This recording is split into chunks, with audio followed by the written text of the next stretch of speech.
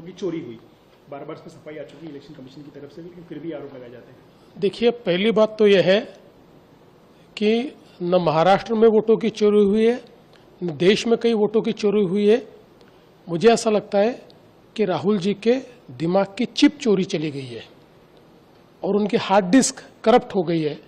इसलिए लगातार वो झूठ बोल रहे हैं, गलत बयानबाजी कर रहे हैं और जनता का मैंडेट चोरी कर रहे हैं, लोकतंत्र को चोरी कर रहे हैं, लोकतंत्र ने दिया हुआ फैसला चोरी कर रहे हैं। और उनके फिगर भी बार बार बदलते हैं।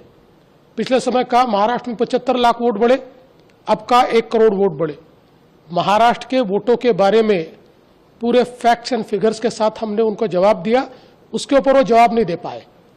इसलिए झूठ बोलकर अपनी हार को दबाने की कोशिश कर रहे, कवर फायरिंग कर रहे। उनको पता है आगे भी हारने वाले हैं, तब वो बोलेंगे मैं तो पहले कहता था। इस प्रकार की कवर फायरिंग उनकी चल रही है। और मैं सबसे ज्यादा आश्चर्यचकित इस बात से हूं कि आप लगातार ये कहते हो कि वोटर लिस्ट में गड़बड़ी है, वोटर लिस्ट में गड़बड़ी है, तो फिर बिहार में कॉम्प्रिहेंसिव रिवीजन को आप क्यों विरोध कर रहे हो? अगर वोटर लिस्ट में गड़बड़ी है तो वोटर लिस्ट सुधरेगी कैसे? कॉम्प्रिहेंसिव रिवीजन से।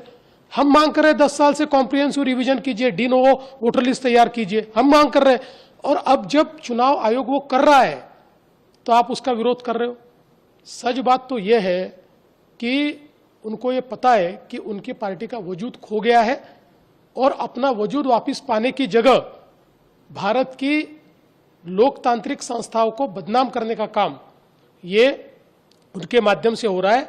मैं इसका धिक्कार करता हूं और जनता उनको वापस अगले चुनाव में इसका सबक सिखाए।